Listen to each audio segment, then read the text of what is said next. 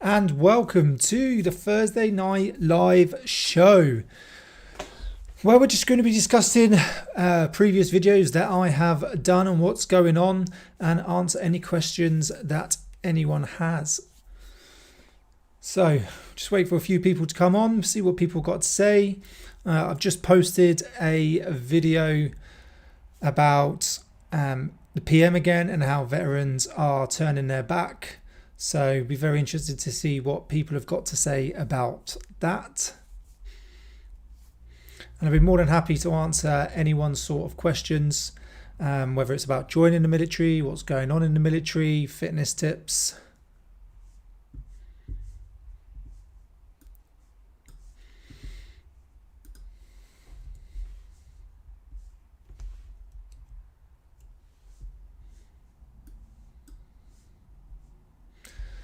So yeah, if you've got any questions, just put them in the chat. Be more than happy to answer them.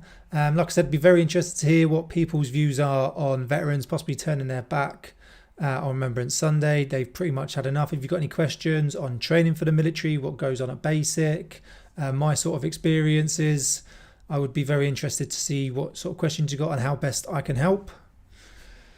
So let's have a look then. Zach Carley, Airwolf, welcome to the stream. Nice to have you on. What do you think about K2 Black Panther tank, maybe for the UK? Yeah, good question. I'd have to do a little bit more research on it. With the Charlie 3 updates, I think they could really work if the money is spent correctly and they are utilised correctly.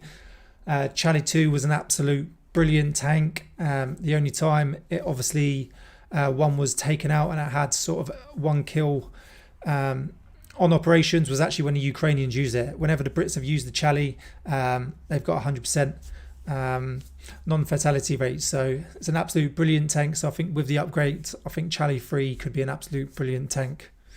Charlie, well, your question is, if I join the Royal Irish, can I still earn airborne wings? Just a quick one. Hi, Oliver. Welcome to the chat. So can you still earn your wings within the Royal Irish? Yes, but it's not as easy as if you were going to an actual airborne unit, parachute regiment, part of the Airborne Artillery, Airborne Medic Signals. While the Royal Irish, if they're under 16 Air Assault Brigade, you've got a better opportunity on getting onto P Company and then earning your British military wings. But once Royal Irish rotate out of 16 Air Assault Brigade, it's going to be a lot harder to get onto P Company and then your British military wings. Priority goes to those serving in 16 Air Assault and a few other sort of elite units such as Royal Marine Commandos, a few Army Commandos, those under 148 Battery, under 29 Commando, but priority goes to those who are serving in 16 Air Assault. So if the Royal Irish are on their rotation of serving within 16 Air Assault, then you will have that possibility of getting onto it for sure. So just want to say welcome to all those who have joined the live. It's great to have you on. Not done a live in ages. So yeah, really good to be doing one again. We'll do this for about half hour and then I'm going to make these a lot more regular. What's everyone's thoughts on new sort of Soldier Academy?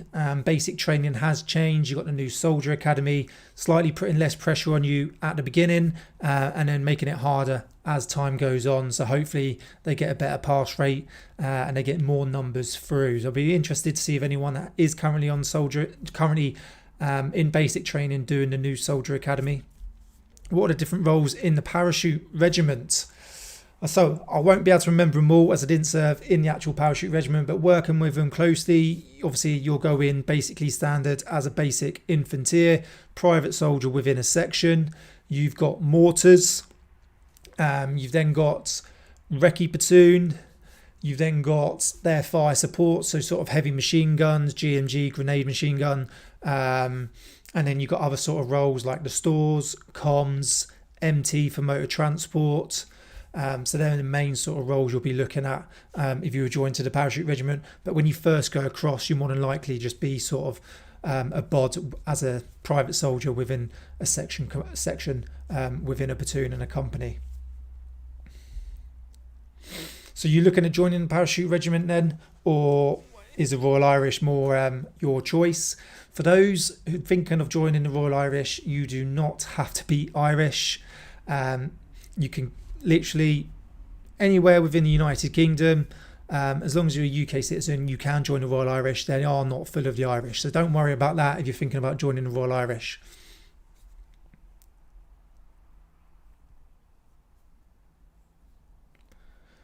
Who is the best foreign army in terms of standard soldiers? It's a hard one. There's quite a good few units out there. Canadians, very professional. The Americans are actually pretty professional. They are good. Worked with the French. The French are very good. Germans, they're very good. But yeah, I really like the Canadians. Really professional, really easy to get along with. And they know how to have a good joke as well. They've got good banter. Oliver, you got your assessment centre in early November. Got any advice? So with the assessment centre, you need to obviously, you want to go with a bit of confidence, but not overconfidence. So when it comes to sort of command tasks, there's a chance that you're going to get a leadership role and you're going to have to lead the team through a command task. So make sure you have the confidence to do that, because you need to direct people to do a certain job. So if you need someone to do it, tell them, right, you are doing this, but don't be afraid at the beginning as well to ask everyone's ideas. Okay, don't just go with your idea. Just go, does anyone have any ideas for this? Please let us know. Listen to everyone's ideas and then choose the idea that you want to go with and be confident in going ahead with that idea, and then delegate the task. Okay, you go and get this bit of equipment, you take it there, you be timer. Let me know every time a minute passes, and then when we get to the last 30 seconds, let me know every 10 seconds until we get to the end. Okay, so have confidence. Training, obviously November isn't too far away, so hopefully you've been training quite a bit. It's a big part of it. The fitter you are, the easier life will be. So definitely continue training up to your assessment centre, but hopefully you've done the majority of your training and you've made most of those adaptations and you've increased your fitness, and then go there really understanding what roles you want to join, why you want to join them, what do the roles do, where are the regiments posted, what do they actually do, where have they been recently. Really do your research on what you want to join. And make sure you turn up with any kit that they ask you to turn up. Don't be missing anything. I was looking at both options. Both I love. The fact that I will face my fears of height and build resilience. You'll build your resilience with any sort of unit. Definitely within the parachute regiment. Obviously, their training during basic up at Catterick is a lot tougher than any other sort of standard unit that you're going to look to join. So heights. I know people have turned up to training thinking they're going to join a parachute regiment, and then they go and do the high ropes within training, and then they basically find out they've got a fear of heights, and they actually transfer out of the parachute regiment to another unit. So hopefully your fear of heights isn't too bad, because you really don't want to turn up to the Trinasium or to actually make that jump and then refuse to do it, because it ain't going to work. So if you are going to do it, make sure you are pretty comfortable with heights, because you're going to be working at heights. There's many weapon systems out there that I think the British military could switch to. I just think they need to get rid of the SA-80. They need to stop modifying it. We're now onto the A3. The other issue is not everyone actually receives it within the A3. There's still a lot of units waiting for it. I think they just need to scrap the SA-80 completely and go and find another weapon system that is on the shelf, and actually get the lads to actually test them and see which one they prefer, which one's pretty affordable, and go for that. I'm not 100% sure which one they should be using, because I'd have to get my hands on it and test it really. But I think they should definitely scrap the SA-80, stop making modifications to it and just get rid of it. What is my favourite camo pattern? Definitely DPM and Desert. I think MTP is a load of rubbish. It works all right in Desert, especially if you've got an old set and it's faded. But if you ever see anyone in MTP and you go into a wood block, I don't think it works that well at all. So I think just go back to the old DPM and go back to the deserts for when you're in the desert, and get the jungles as well for when you're in the jungles. I think we should just scrap MTP completely and go back to the old stuff. I don't think MTP works at all. I think it was obviously just a money saving, where because it's multi-terrain, you can use it any terrain. They can issue you so much, and they don't have to keep issuing you different bits of clothing every time you went to a different environment. So yeah, but deserts, I think deserts are pretty cool. How much do I know about the pre-phase 1 functional skills course? Not too much really. I haven't been there. It's quite a new thing. If it's functional skills, all they're going to, I'm guessing, with your English and maths, you possibly haven't hit the grade. Because throughout your career, you need to be a minimum level 2 to promote to ranks such as corporal and above. And you normally do some sort of functional skills throughout basic training and then other courses while you're in regiment. My guess is so you don't have to do as much work in training, and when you get to phase 3, is they're going to get you up to a level within those functional skills so you can start basics, so you're not behind. That's my only guess of what functional skills is.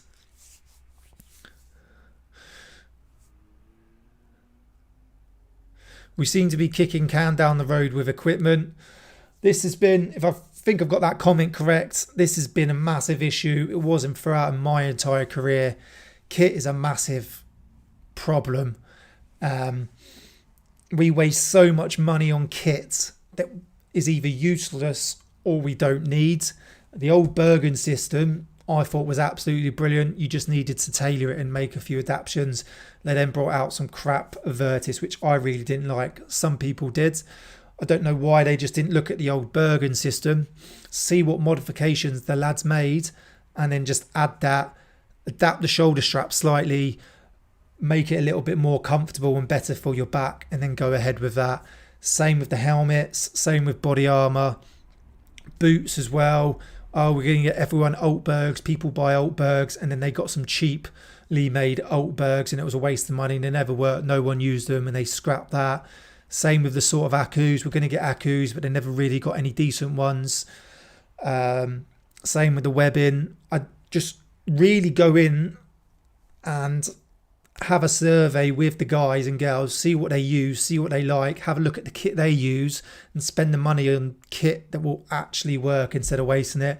Same when it comes to larger equipment like vehicles. The Ajax, wasted so much money on it. It needs so many modifications. You're going to have like 6 drops before it's even operational. Go and get something off the shelf, something that's going to come in a lot quicker and it's going to need less modifications would be so much better. What was my favourite part of the army overall? Was most probably just travelling around and doing some decent exercises. Like going to Oman was brilliant, Kenya was brilliant, America was brilliant, going on exercise in France. And then the adventure training you got to do as well. Got to go skiing for like £220, which was absolutely brilliant. I did parachuting alongside my military jumps. I also did a lot of civilian parachuting. I did about 30-40 civilian parachute jumps, all paid for by the army. So adventure training and overseas exercises, and then obviously ops as well, Afghan. But take away ops, adventure training and overseas exercise was definitely the best part of the army overall. The opportunity that you get traveling and sort of the exciting stuff you can do. What was your favourite part of serving? Those were my favourite parts. Doing the job on an overseas exercise or ops, and then adventure training. So brilliant. Really enjoying all the comments. Welcome to those all have just joined. I'd be interested to hear what you think of the content recently. Are you enjoying it? What is it you'd like to see more of? For those that have supported, they've viewed, liked, shared, subscribed, I hugely appreciate it. Those that have made super thanks and donations, thank you. Those that have become channel members as well, I hugely appreciate it. Those who possibly looking at joining the military, definitely go and do it. Yes, the army has changed from when I joined, but it still is a very good organisation, and it's still a very good opportunity. Just because it's changed doesn't mean it's not. You're still going to get the opportunity to go abroad. You're still going to get that guaranteed pay every month. You get health and dental benefits. You get to travel the world still. It's going to better you as a person. It's going to make you more confident. It's going to give you a lot of skills and experience to take in a civilian life. Even though you don't really get them on paper, it's going to give you so many life skills you can take into the civilian world. And trust me, employers really do like it. So I highly recommend that you join the military, even if it's only just for the minimum of 4 years, because you're going to get to do so much and it's going to help you as a person. You think Labour can fix army issues, recruitment, equipment, retention? No, I don't, because I don't think Keir Starmer is for the military at all. I don't think the way Labour stands at the minute is really for the military. If anything, I think it will go downhill, is my personal opinion. Recruitment, the only way you're going to fix recruitment is to get rid of Capita and bring back all the Armed Forces Careers Office. Get rid of Capita, and you may fix recruitment, because it most probably will speed up times.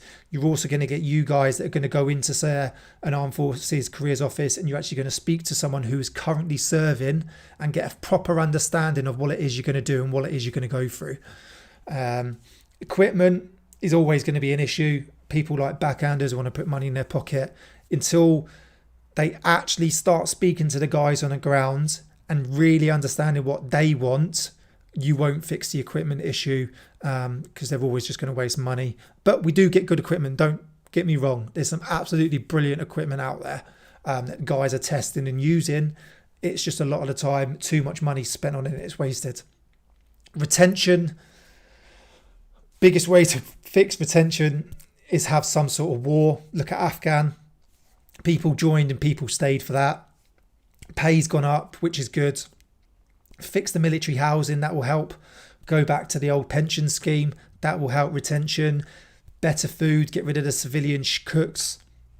Bring back the old system, get rid of pay as you dine, where the money just come out your wages at the beginning of the month, you never saw it, and you could just pretty much eat as much as you wanted when you went out for food. It's the simple things. Give a soldier somewhere to sleep, his money and something to eat, and he's pretty much more than going to be happy. So if you fix those issues, you'll most probably fix retention, and start funding some really good overseas exercises again, because people like to travel. Do you think the British Army is powerful enough to fight countries like Russia or Iran, especially since tensions are heating? As ourselves, no. The British Army would not be able to survive against a large force on its own. I've said this in videos. The Army's about 72,500 without reserves. It's a bit like a triangle. Tip of a spear is your fighting troops. The infantry is the very small amount of it. And then you've got the RLC, artillery, medics, signals, clerks, Ink Corps, all the other roles within them that then support the infantry. They're the fighting soldiers, okay? So until you really increase that, you're massively going to struggle. We also don't really have loads of equipment now. We've got, 14 Archers, I think, that have replaced the AS-90. The Ajax isn't fully operational yet. We've got rid of most of our CVRTs, even we've now got the CVRTs in storage, but a lot of our CVRTs are gone. A lot of our Charlies have gone. A lot of our munitions have gone. I think we would massively struggle without support from NATO or allies. So we'll do about 5-10 more minutes, and then we'll cut the live off. But like I said, I want to do these more regularly, so thank you to all those that have joined. What was my most interesting posting, educational, cultural gain? Silent Cougar.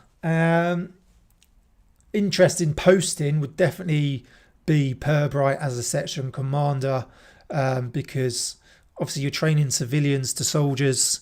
You really sort of see the adaptation of that, and you learn a lot from it, because you learn a lot. You meet a lot of people within the military,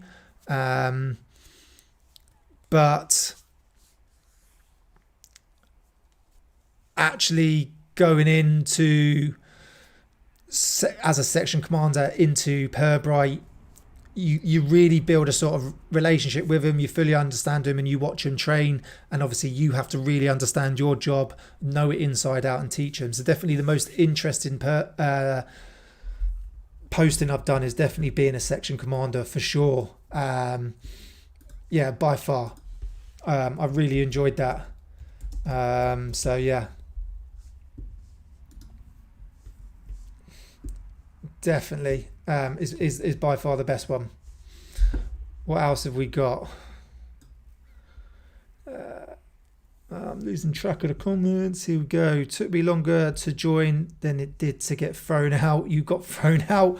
So well done on that one. Pretty hard to get thrown out at the minute. So absolutely brilliant on doing that one, because they want to keep numbers. So you must have done something pretty big to get thrown out. But yeah, from what I read, it's about 12 to 18 months to get to join up. It's absolutely ridiculous the time it takes to join up. Hopefully they can start getting that time down, and it makes it a lot easier to basically get into the military without taking so long, for sure.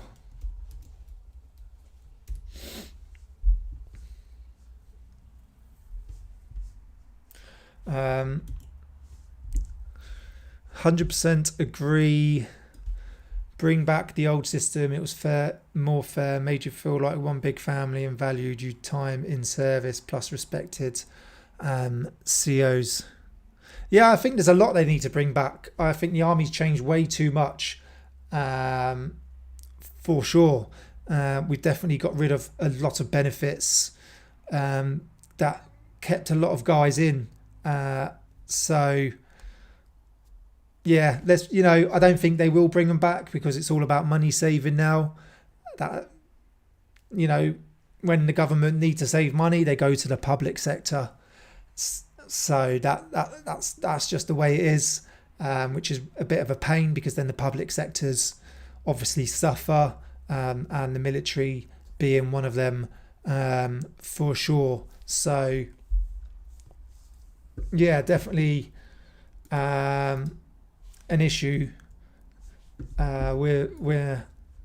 What's everyone's thoughts on that anyway? Is anyone actually here serving or has served? Have they gone through the pay-as-you-dine system? What's your thoughts on it? I'm not a big fan of it at all. Have any of you suffered with the pension like I have? I was on the old 05, which wasn't as good as the 75. And then we all got switched to the 15. So yeah, I'd be very interested to sort of see what everyone thoughts on that if you have served. Yeah, definitely. If it came to do it, do you think the government would call up ex-servicemen and women? Yeah, of course. If there was a big enough war, then yeah, we will get called up. All ex-service personnel can get called up after so many years of leaving the military if they need you to. When you sign that dotted line, it's just not for the time that your contract is. If it kicks off, the ex-service personnel and the reserves are going to be the first ones to get called up. So don't just think that just because you've left the army, you're not going to get called up, because there's a high chance that you will. So it is what it is. But yeah, if there's if there's some sort of world war or something crazy enough kicks off with Ukraine and Russia or in the Middle East, and they really need to increase the amount of troops on the ground, but they haven't got it, then reserves and ex-service personnel are the first ones they're going to go to, and then it'll be a conscription sort of service, national service, will then get called up. So, and the government will have to do it. If you haven't got troops on the ground, you're going to go for the experienced guys first before having to train a national service sort of army. I'll do the last one then, and then I'll go, and then I'm going to try and do these sort of weekly or fortnightly if I can. We start doing more lives, and I'm going to make them hopefully about an hour long. This was more just of a test run, just because I haven't done them in a very long time, but I really want to sort of speak to you guys. Can't really do it face to face, so this is the best way of being able to speak with you and answering your questions. So can you always go Hungry Soldier if you're skint and you've got no money? No, you can't. You can do Hungry Soldier once or twice, but once you start doing it way too many times, they're going to basically look into sort of your finances. You're going to probably get a bit of a sort of, not an ag eye or such, if I can remember really. I think there's a disciplinary. You might get put in front of your sort of platoon commander, squadron commander, company commander, and then possibly the commanding officer if you're always going hungry soldier, because you get paid. It's down to you to be able to feed yourself and not them be able to obviously have to give you money to eat. So you can't always do that. No, I would try to never go hungry soldier. Try and at least put a bit of money aside so you can eat, but it is what it is. But yeah, thanks for all of you with your comments and your questions. If I've missed any, I do apologise. Catch me on the next live and ask that question again. Like I said, please, if you could continue to like, share and subscribe, I would hugely appreciate it. This is more of a test live. I haven't done them in a while, but hopefully we can get these going weekly or at least fortnightly, so I can answer your questions and we can just have a bit of a chat and catch up. So thanks for watching. Thank you for all your comments. Thank you for all your likes.